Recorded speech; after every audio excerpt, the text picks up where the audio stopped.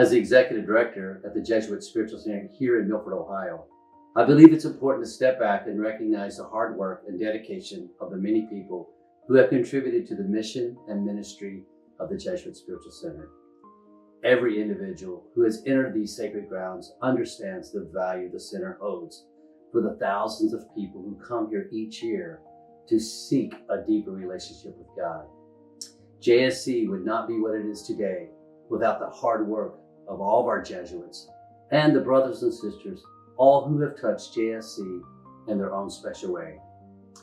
As we reflect over the years, we want to recognize one of the most grueling and demanding projects that saved a large portion of the center's grounds, which was actually falling into the Little Miami River. Tom Cooper, a young seminarian at the time, shares the story of how the Maginot Line came to be.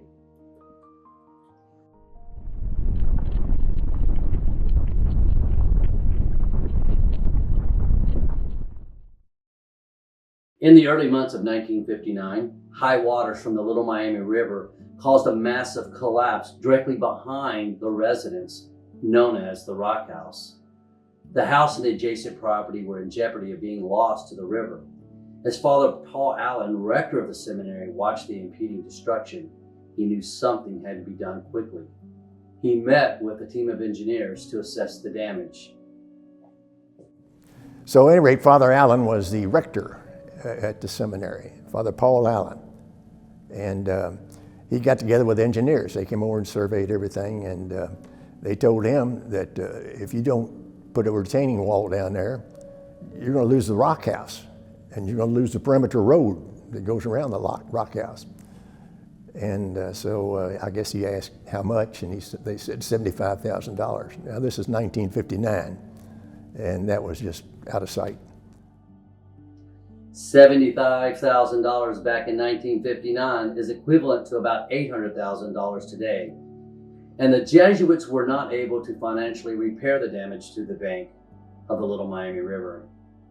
Father Paul Allen had an idea of shoring up the bank of the river, and he was able to convince others to help him.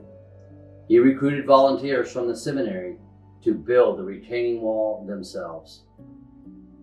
Tom Cooper was one of these volunteers, and it is the reason people know about the Maginot Line today. Tom entered the Sacred Heart Novitiate of the Jesuits in 1956 after being inspired by a Jesuit priest during his high school days. While in seminary, he became close friends with a fellow seminarian, Jim Zeller, who was asked to lead the project, even though he was just a high school graduate. Tom was confident that Jim was chosen due to his incredible leadership skills.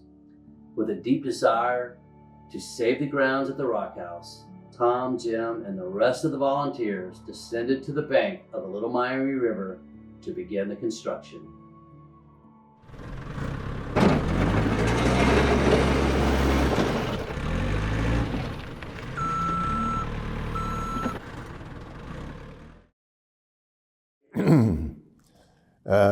So they came up with a plan, and the plan was this.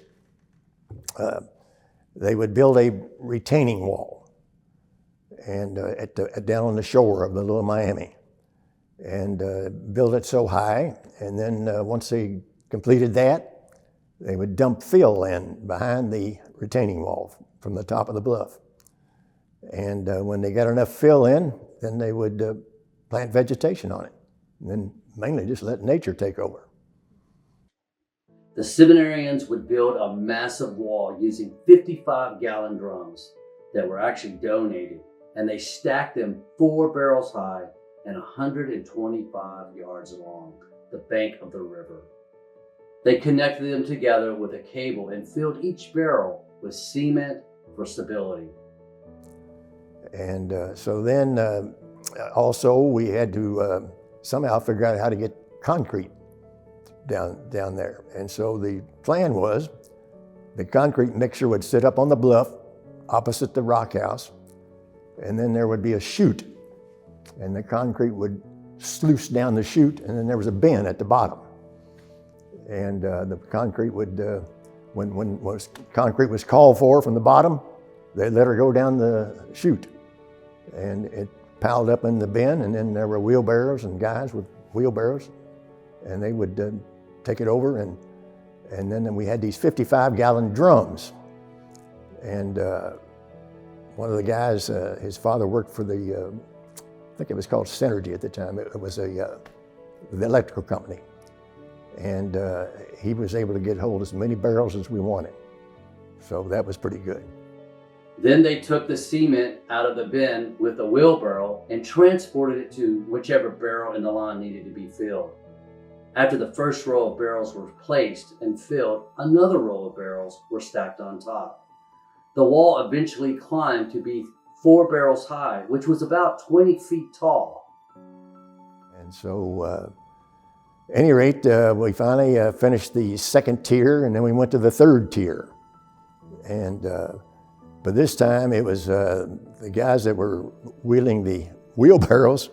They had to climb up and then get on the plank on the top, the catwalk, if you will, on top of the tier and go down to the next barrel.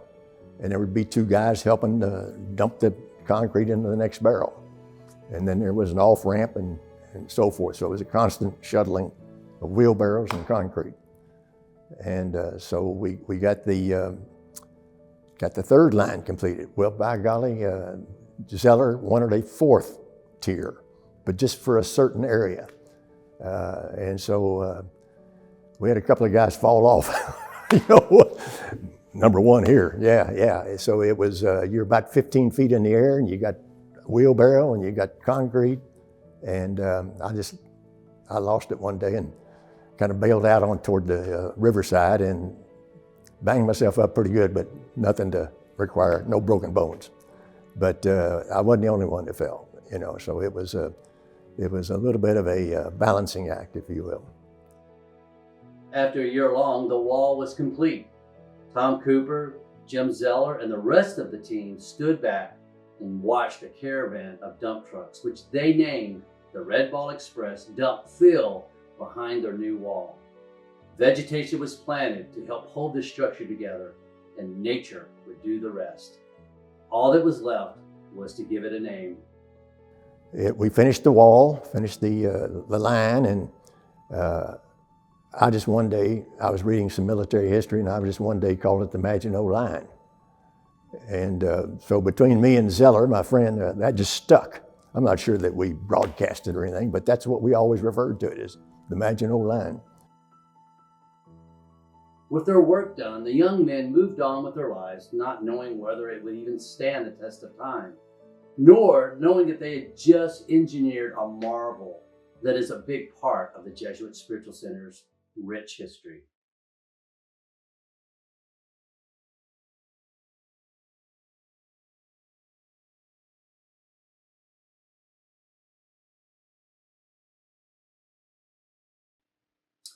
In 2011, Tom Cooper's good friend Jim Zeller passed away, and Tom actually found his way back to the Jesuit Spiritual Center after taking a wrong turn on the highway while traveling to Jim's funeral.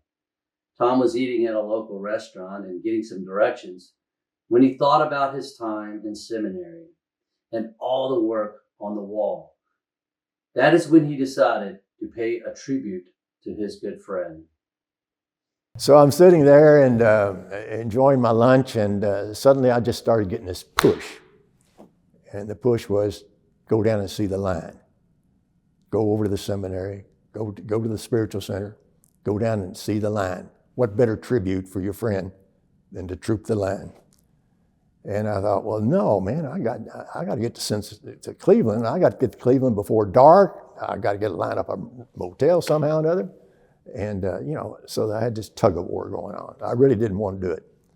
But finally I realized that this push was so hard that if I didn't do it, bad things were going to happen. You know, that's the way things work with me anyway. But so at any rate, I came over here to Milford and pulled into the parking lot out there, found some old shoes in the trunk of my car, and went down to the shore and found the line. It's not easy to find because of all the vegetation down there.